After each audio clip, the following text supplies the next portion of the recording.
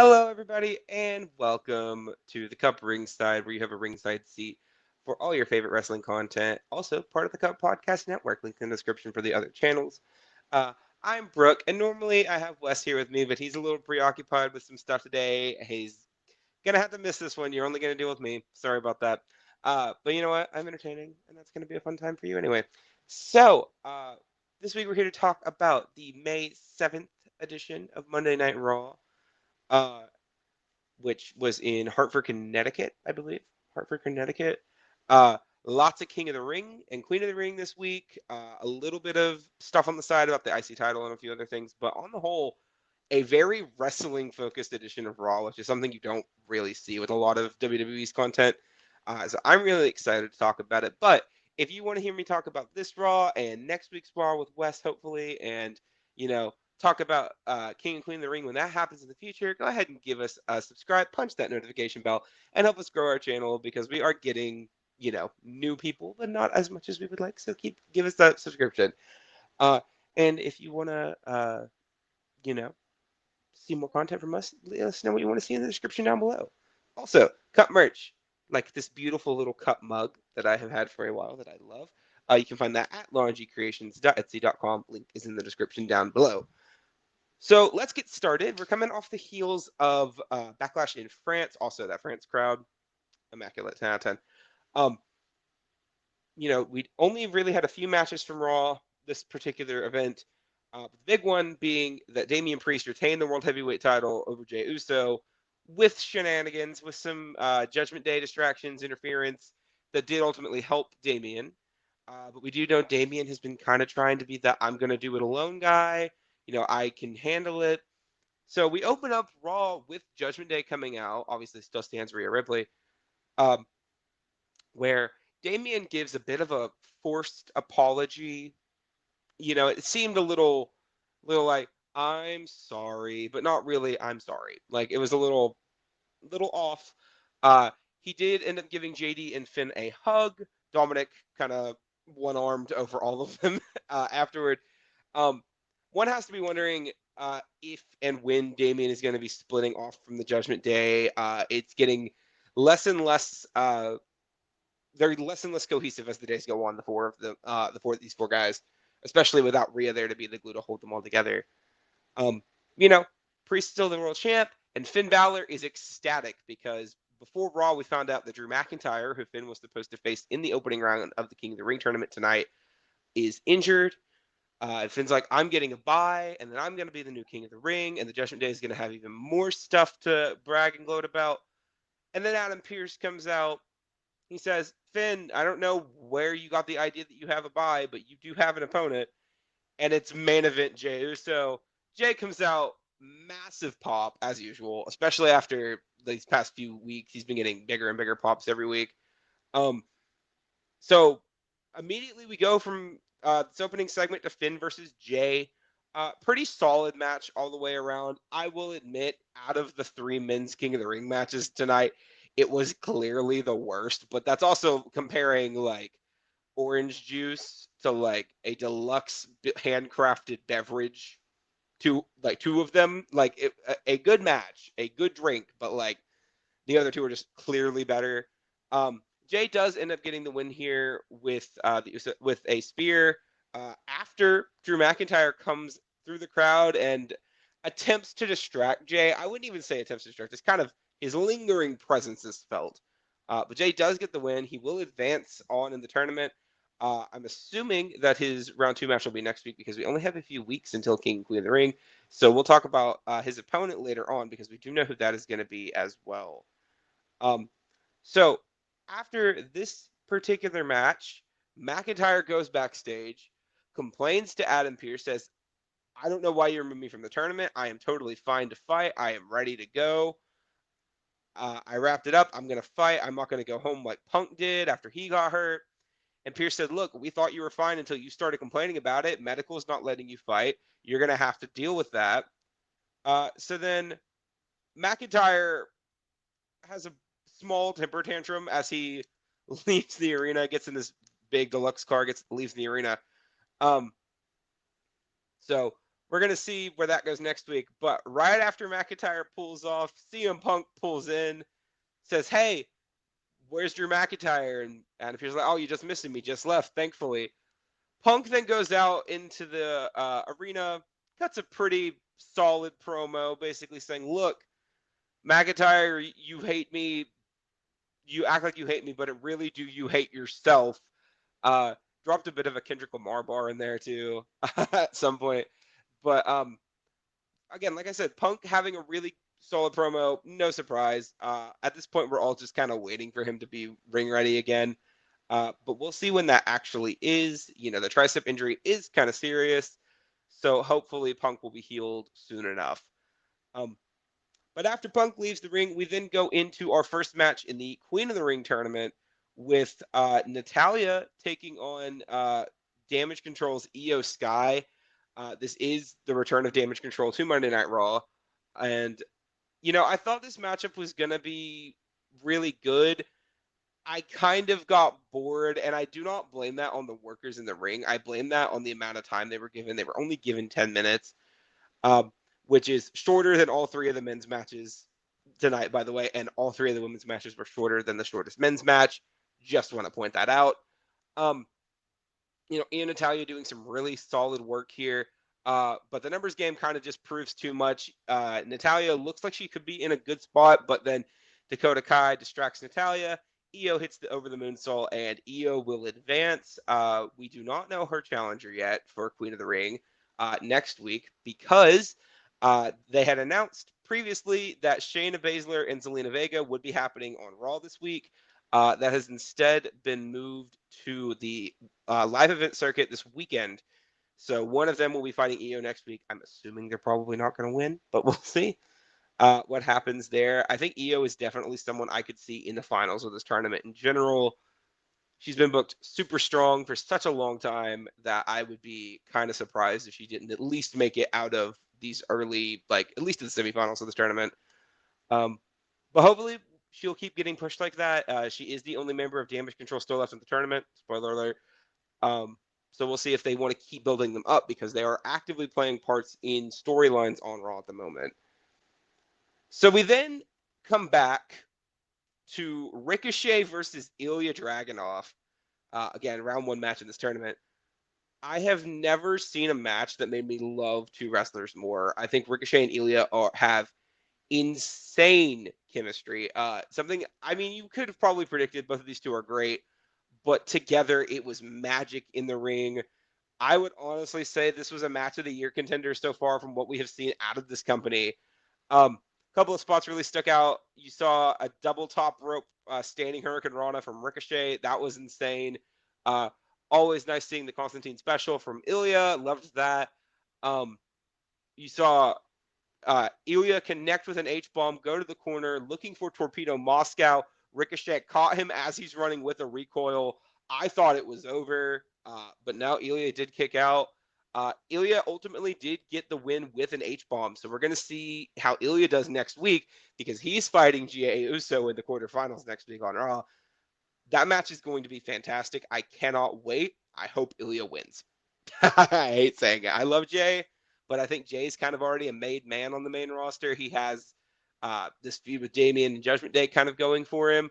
Ilya doesn't really have any direction at the moment, so putting him in a position where he's going to fight Gunther next week, 2 weeks from now on Raw, please, please, I need to see Gunther Ilya part 5. I don't know.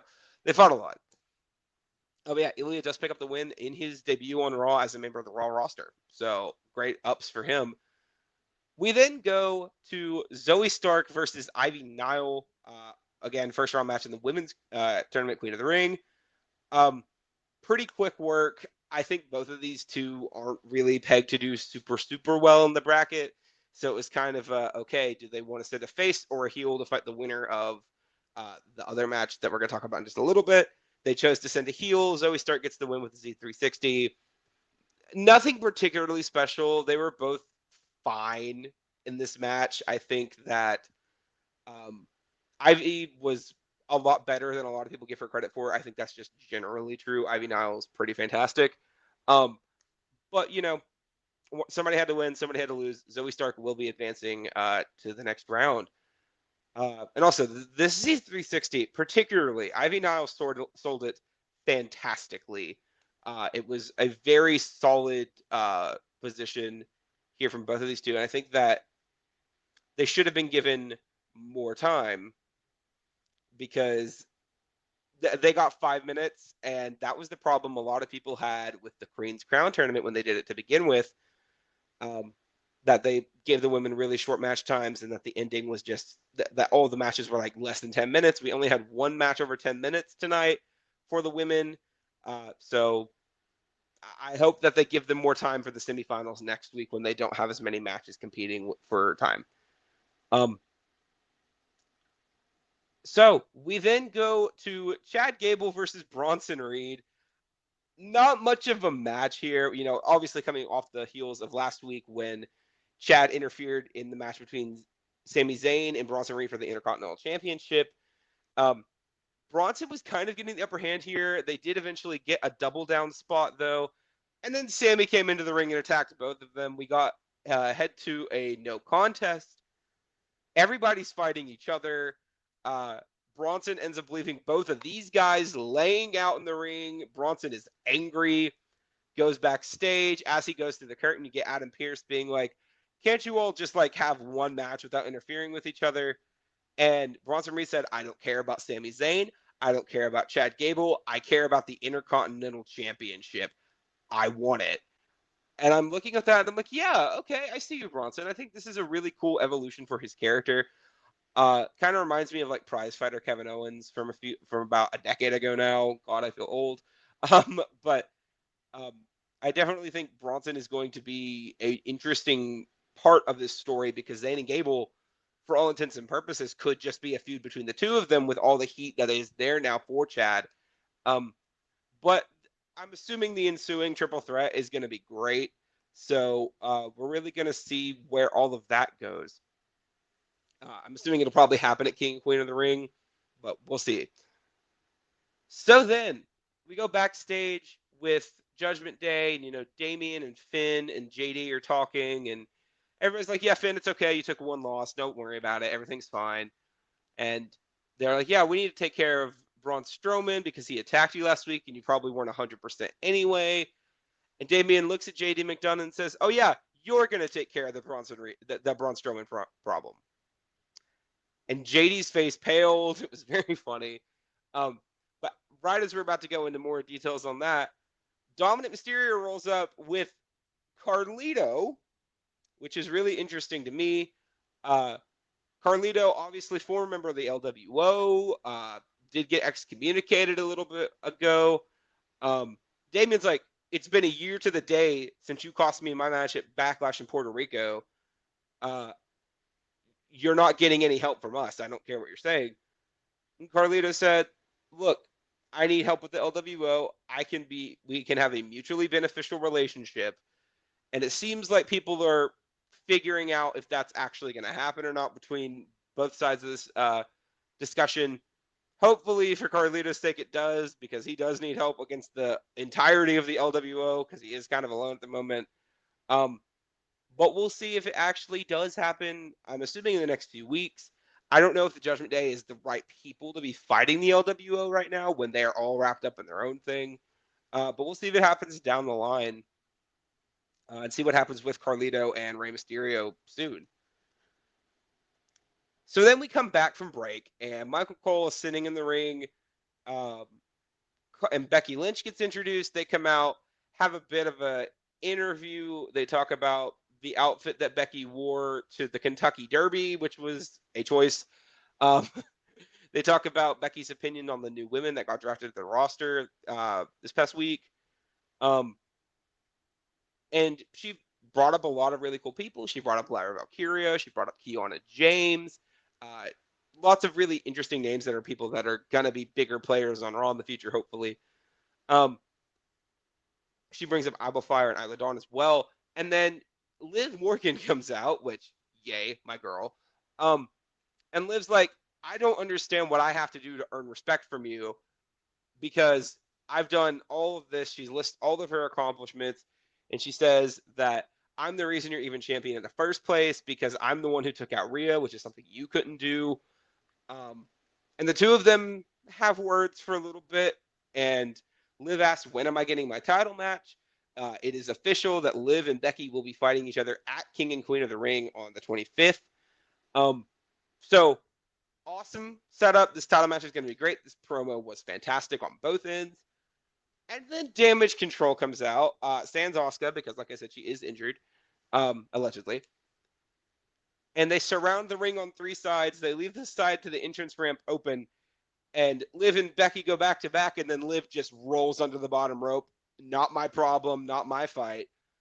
So Damage Control swarm Becky. Becky's getting beat up left and right. Then Lyra comes out, Lyra Valkyria. She gets a little irritated with Liv.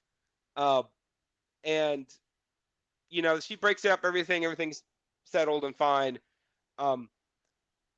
And we find out that their match, Lyra and Dakota Kai, who's replacing Asuka in the Queen of the Ring tournament, is next. Quality segment across the board, I think. I think that Liv needed to have this moment where she's kind of teasing these heelish tendencies because we want her to turn heel, but all she's really been for the past month or so is just a face with an edge. So hopefully at King Queen of the Ring, if she loses, she turns heel. If she wins, she turns heel, because I think that's where her character needs to go in order to sell this, her being this top level threat that she has been trying to be for so long. So we're really going to see where that goes. We then go into Lyra Valkyria versus Dakota Kai. Once again, first round match in the Queen of the Ring tournament. I will be honest, it was totally fine. I don't think it was anything particularly special. I think the right person won. Valkyria did get the win here with a Nightwing, which is just a Samoan driver. And I'll be honest, the positioning on it did not look great. I don't know if it was a Dakota problem or a Lyra problem, or if it was just the camera was in a weird spot to catch it. But the actual match was just kind of okay. And I think Lyra winning obviously is the right choice. I do hope that she gets more push after this, and it's not just, hey, this new woman just got signed to Raw, let's put her in this tournament to push her through, because she's really great in the ring. I don't think she needs to be in title contention immediately, but getting a nice spot in the Queen of the Ring is probably a really good start. So next week, Lyra will be fighting Zoe Stark. Assumedly, she's probably going to win that. And we're going to see if she's going to be fighting Io, Shayna Baszler, or Zelina Vega 2 weeks from now. So we then go backstage. Sami Zayn is having a interview, and in this interview, he challenges Bronson and Chad to a triple threat at King and Queen of the Ring for the Intercontinental Championship. Yeah, kind of figured as much. It was going to happen eventually. I think King and Queen of the Ring is the right time for it to happen.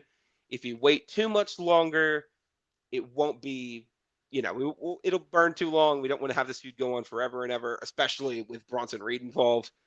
So the three of these people, it's going to be a great match, and I can't wait to see it. I hope and pray that Chad Gable wins that match, though. I think it would be great.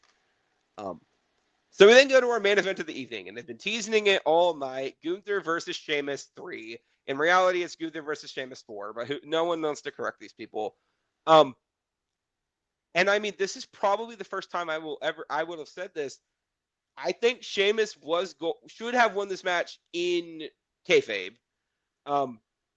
And, he probably would have, but, Ludwig Kaiser got involved at the very end that did allow Gunther to win this matchup.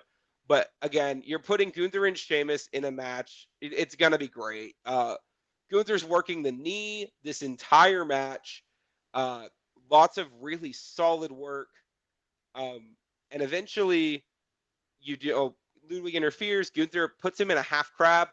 I would like to point out, he put a lot of work on Xavier Woods last week in a half crab. So I'm hoping this is going to become like a regular part of Gunther's offense for the foreseeable future, and did get the submission.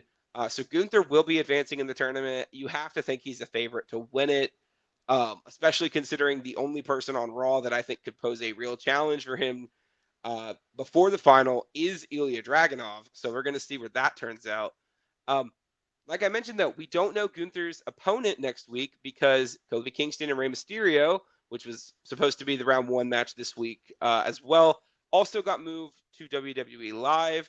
And I will say it is Kofi Kingston, not Xavier Woods. Xavier Woods also allegedly injured. I'm assuming that's kayfabe after the Gunther stuff. But if it is real, that's a bummer because I love Xavier, and I definitely think he should have gotten the opportunity to defend his crown in this tournament. But Gunther winning makes a lot of sense. It was probably, it was definitely the correct call. I wish we wouldn't have had to get Gunther and Sheamus now. I wish that could have been later in this tournament. I think if you swap Gunther to fight Kofi round 1 and then Ray to fight Sheamus round 1, I think you're getting a lot more build there. And I think you can have Sheamus and Gunther be a quarterfinal match instead of a first round match. But that's just me. I think there was definitely an opportunity to push both of them around further, especially since Sheamus just came back himself. So that was Monday Night Raw this week. We had 6 matches for the King and Queen of the Ring tournaments.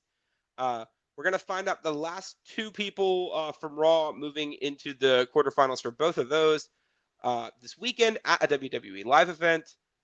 SmackDown has also announced their brackets for this week, which is AJ Styles and Randy Orton, Baron Corbin and Carmelo Hayes, LA Knight and Santos Escobar, and Bobby Lashley and Tama Tonga for the King of the Ring tournament. And on the Queen of the Ring side, we have not gotten an official confirmation on the people competing there for SmackDown just yet. But as soon as we do, keep a lookout, and I'm assuming we're going to talk about it on Friday. So if you want to hear our coverage for that, tune back in Saturday and listen to our Laying the SmackDown podcast featuring Lana and Amy. They're going to go over all that for you guys. And if you're interested in what's happening in NXT post-spring break-in, check in tomorrow for Donovan and Lana. They're going to be talking about that as well. So, and also Lewis is at Eurovision, so you won't be seeing him this week either. Oh, well, I wish I was there too, so it's fine. But yeah, so that was Raw this week. I hope you guys enjoyed it. If you did, go ahead and punch that notification bell, hit the subscribe, hit the like, do all the things except press the thumbs down button. If you're interested in anything else we cover, be that Drag Race, Eurovision, reality TV in general, all the links to those channels are down below, including our membership channel where you can help support us to get some extra content that we hope you guys will definitely like. If you want to support us as well, buy the merch, share that you bought the merch. All the cool kids have a cup mug, which is why Lewis doesn't have one yet. I'm just kidding. Lewis doesn't have one because we don't have international shipping. I want to be clear. But buy your cup mug, buy your cup merch in general at laundrycreations.etsy.com. Shipping domestically in North America, currently international in the works once again. And yeah, everybody, I hope to see you guys next week where we give you another Raw take on the Monday Night Raw. But until then, see everybody. Cheers.